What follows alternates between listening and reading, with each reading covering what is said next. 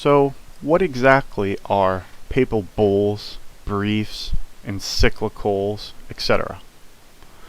Well, I turned to the Catholic Encyclopedia from newadvent.org and looked up under the title Bulls and Briefs to get an answer.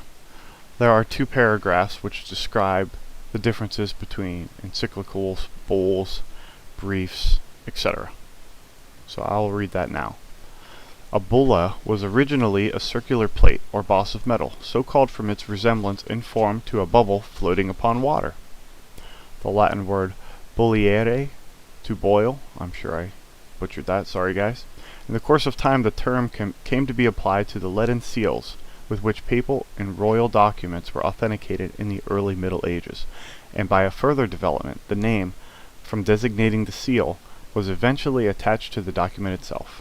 This did not happen before the 13th century, and the name bull was only a popular term used almost promiscuously for all kinds of instruments which issued from the papal chancery. A much more precise acceptance has prevailed since the 15th century, and a bull has long stood in sharp contrast with certain other forms of papal documents. For practical purposes, a bull may be conveniently defined as an apostolic letter with a laden seal, to which one may add that in its superscription the Pope invariably takes the title Episcopus, Servus Servitorium Dei. In official language, papal documents have at all times been called by various names, more or less descriptive of their character.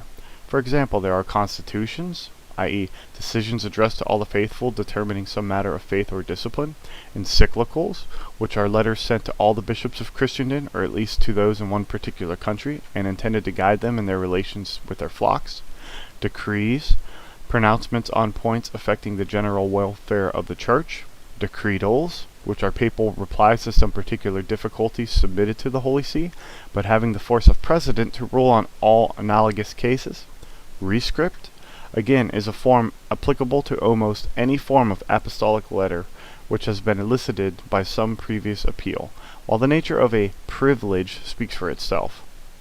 But all of these down to the 15th century seem to have been expedited by the papal chancery in the shape of bulls authenticated with leaden seals, and it is common enough to apply the term bull even to those very early papal letters, of which we know little more than the substance, independently of the forms under which they were issued. Okay, that's about it for this. I'm going to call these audio snippets videos because they're on YouTube, so that's about it for this video. If you have any questions, comments, or criticisms, please let me know. Alright guys, hopefully this was helpful, and now that I have this cleared up, I'd like to get on to reading. Thanks again, have a good one.